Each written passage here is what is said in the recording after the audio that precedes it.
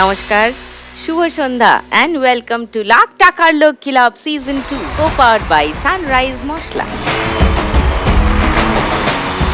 আর কিছুদিন পরেই আসছে মাতৃদিবস, ইন্টারন্যাশনাল মাদার্স ডে। কিন্তু মায়ের আদর, মায়ের ভালোবাসা সবার কপালেই কি জোটে?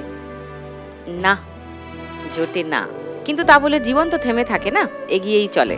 সেরকম আজকে আমার যে চার মা লক্ষ্মী আসছেন, তাদের জীবনও কোথাও থেমে নেই। জীবনের যে লড়াই লড়ে যাচ্ছে একদম সদর্পে।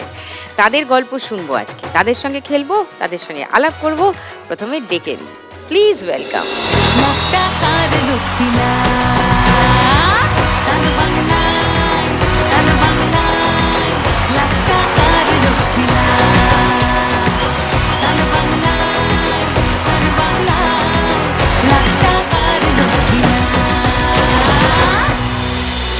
ভালো আছে সবাই? হ্যাঁ, তুমি ভালো আছো দিদি? আমি ভালো আছি, একদম ভালো আছি। সবার সঙ্গে আলাপ করব আগে একটুখানি। সুকৃতি। নমস্কার দিদি, আমার নাম সুকৃতি বিশ্বাস। আমি আসছি উত্তর 24 পরগনা জেলার হাসনাবাদ থানা থেকে। আমি এখন বর্তমানে কলেজে পড়াশোনা করছি। কি নিয়ে পড়ছো? পাশেই নিয়েছি সাবজেক্ট এডুকেশন, ইতিহাস আর ভূগোল আছে। কোন ইয়ার এখন? এখন এই সেকেন্ড ইয়ার চলছে। Second year হ্যাঁ, চলছে। বাড়ির সমস্ত কাজ সামলে তারপরে আমি পড়াশোনা চালিয়ে যাচ্ছি এবং বোনকেও সঙ্গে পড়াচ্ছি। ও তোমার বোনও আছে? হ্যাঁ। কত বড়? ও এবার পরের বার মাধ্যমিক দেবে। তো তুমি ওকে পড়াচ্ছ মানে তুমি কাজও করো? কাজও করছি। কি কাজ করো? বাড়িতে টিউশনি পড়াই, দুটো বাচ্চাকে পড়াই, সঙ্গে ওকেও পড়াই। আর তার সাথে পাশাপাশি বাড়ির সংসারের সমস্ত কাজও নিজেকেই করতে হয়, যেহেতু বাড়িতে আমি আর বোন দুজনেই থাকি। বাবা মারা গিয়েছে এখান থেকে 5 বছর আগে, আর মাও ছেড়ে চলে গিয়েছে, একজনের সাথে চলে গিয়েছে। ছেড়ে চলে গিয়েছে, বিয়ে করেছে। বাবা মারা যাওয়ার পর 3 বছর আগেই চলে গিয়েছে। আচ্ছা, এখন বোনের সবকিছু দায়িত্ব সব দিদি হিসাবে আমারই। সে তো বটেই। কিন্তু মা যোগাযোগ রাখেন? না, মায়ের সাথে কোনো যোগাযোগ নেই। বাবা, আমার একটা দিদিও আছে, দিদির বিয়ে হয়ে গেছে বর্তমানে। এখন 3-4 বছর আমি আর বোন একসাথে আছি বাড়িতে, একাই, আর কেউ না। তোমার বোন এসছে না? হ্যাঁ, বোন এসছে, ওই যে আমার বোন। বস বস।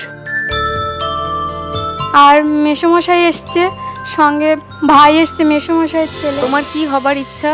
আমার ছোটবেলা থেকে নার্স হওয়ার খুব ইচ্ছা। যখন বোন ছোট ছিল, ওর তখন হার্ট অপারেশন হয়েছিল, ওপেন হার্ট সার্জারি হয়েছিল।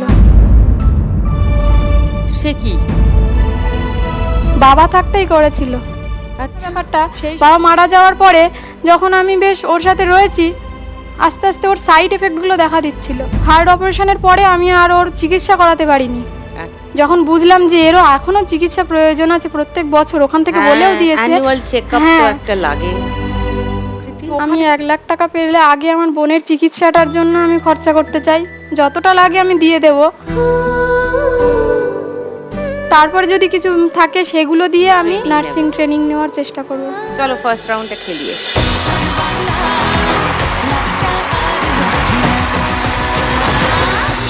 তোমার 1 মিনিট সময় শুরু এখন। না রে না, আর তো পারে না মন আমার নাস্তা না বুঝ। হাতে হাতে বের কর, হাত বের কর। না রে না,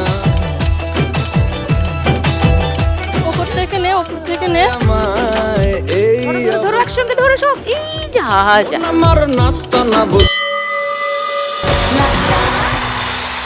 500, 1000, 4960। দেখুন লাখ টাকার লক্ষ্মী লাভের সম্পূর্ণ এপিসোড সান বাংলার ইউটিউব চ্যানেলে।